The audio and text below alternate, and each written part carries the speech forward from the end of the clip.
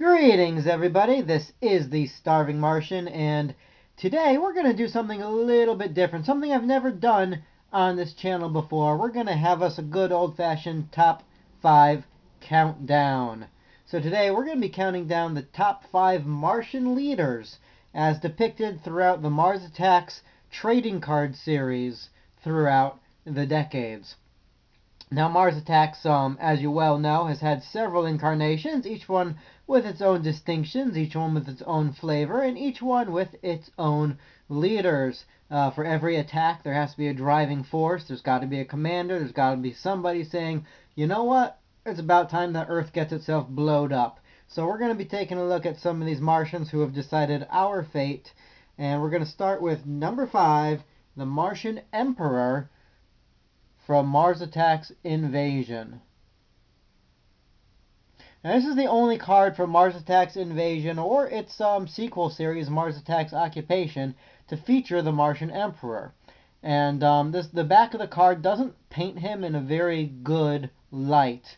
All we know about him is that the Science Division has some concerns over humanity and their possibility of them being able to stand up to the Martians, and that the Martian Emperor kind of just blows them off, says, we're Martians, we're superior, we can destroy them, destroy, destroy! And yeah, that's all we really know about this guy, which is why he's last on the list. But you have to give him credit. His invasion lasted throughout 2 card series, and the second one, Mars Attacks Occupation, doesn't really have an ending. It's left a little bit open-ended. So at the end of Mars Attacks Occupation, his forces still command the Earth. So even though we only see him in 1 card, he's probably the most successful Martian leader on this list, despite only ranking number 5. And although we can't see his full outfit, which is a bit of a shame, he does have this red collar going around him. I'm getting kind of a Ming the Merciless vibe from this guy, and I really wish you could see more of his outfit. Despite being number 5, this guy's pretty cool, and yeah, that's all I can say about him. The Martian Emperor, everybody, from Mars Attacks Invasion. Next on our list is the Martian Supreme Leader from Mars Attacks, the motion picture. Depicted here going through a girly magazine, presumably Playboy, and I swear he's reading it just for the articles. Alright, now most of us Mars Attacks fans are brought into the franchise by the movie, so we know this guy pretty well. He's got a sparkly purple cape with a big floppy collar, and that's about it, really. He doesn't have much of an outfit. But you know, when you're the leader, if you feel like hanging around in just your cape reading a girly magazine, that's what you do. Otherwise, what's the point of being leader? So he's pretty fun in the movie. He cackles at us Earthlings and has fun with inhaling the after effects of an atomic explosion. And like I say, he's a cool character. The only reason he's not higher in this list, and you know, nostalgia wanted me to put him up like to number 2, just because I love the movie so much. But there are better cards coming up, and frankly, he's kind of interchangeable with the Martian Ambassador, who's pretty much the same guy except with a red cloak. In fact, the action figures of these two are exactly the same thing, except one is a red cloak, one is a purple cloak. So that's the only reason he got a little bit lower on the list than he could have. He's last seen running around in his spaceship just before it crashes with his head about to blow up. And that's the end of this guy. Sad ending for a decent ruler. Next up. Alright.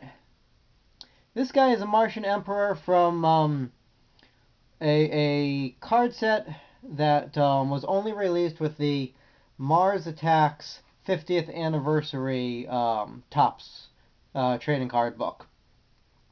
And so we know very little about him. I guess they're trying to imply this is the Martian ruler or the Emperor from the original card series. I don't know for sure.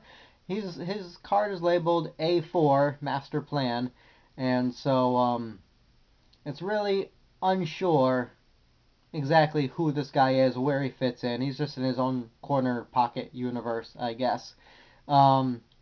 All I know is that the world he's stabbing is filled with the same raspberry jam that the world from Dinosaurs Attack seems to be filled with as well. At least Earth's just filled with jelly. Again, we don't know much about this guy, but I just really love the look of his face.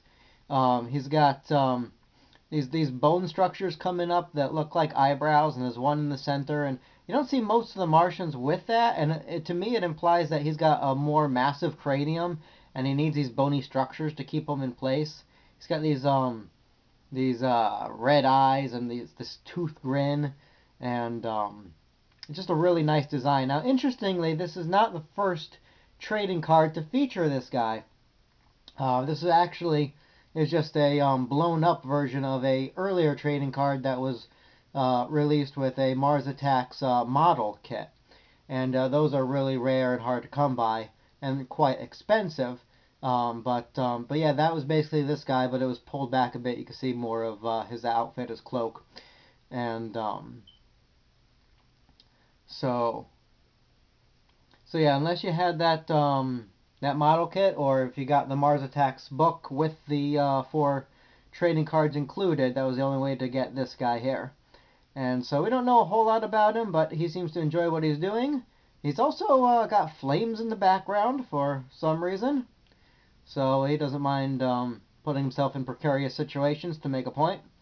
And yeah, he's just a really, really cool looking Martian leader, and as well bumped him up above the last one.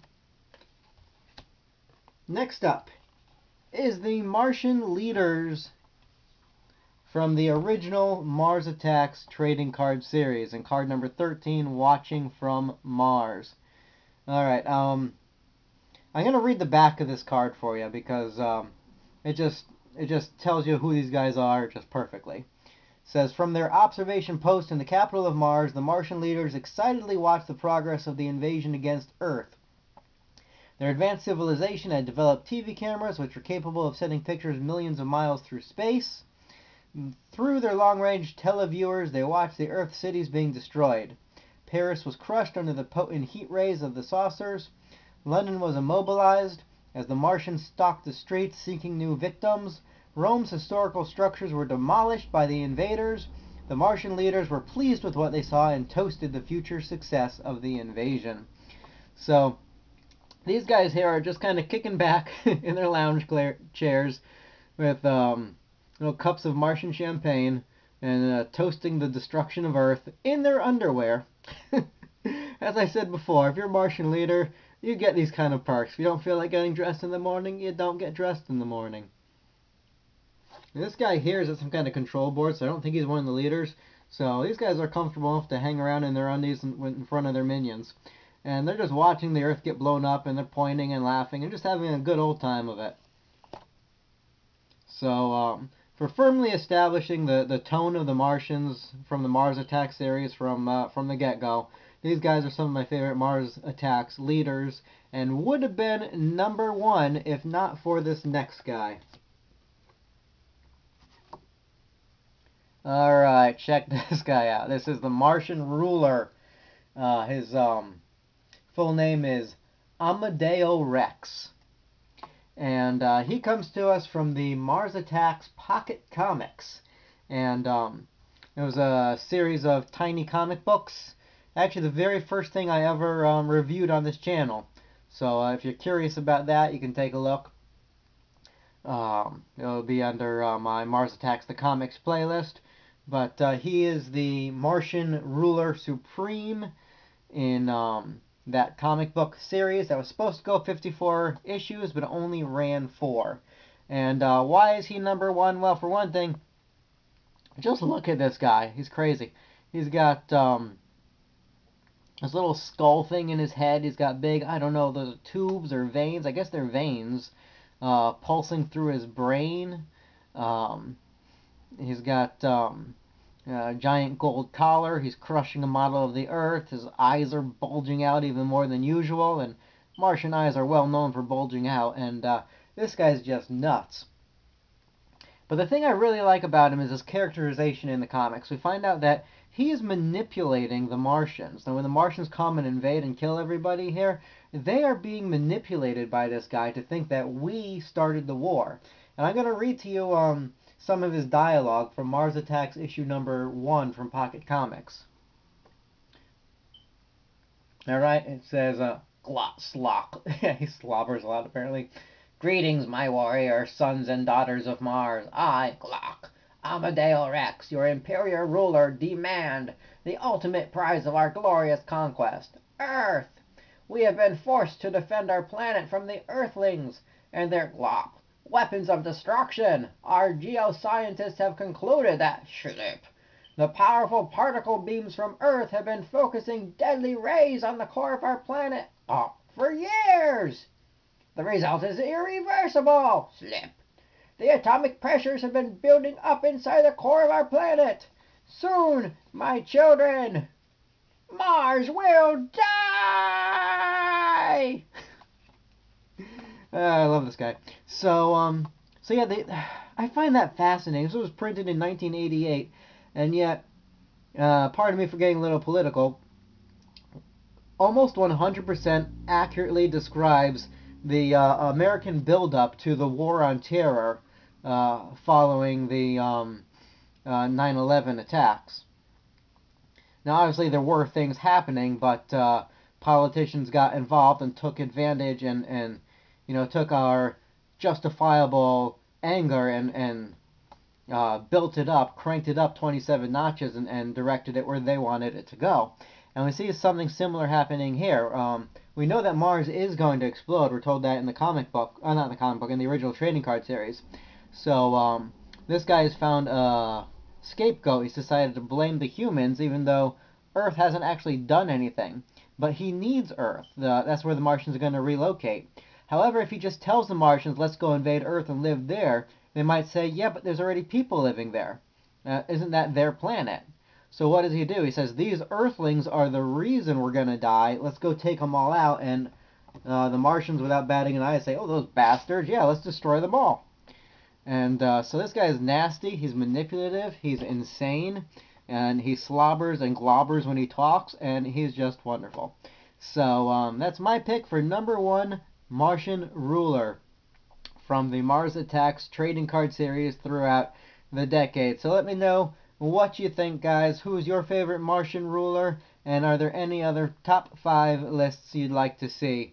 We'll catch up with you next week with more reviews. We're going to be getting back to Dinosaurs Attack and various other things. But until then, this has been the Starving Martian. Keep watching the skies.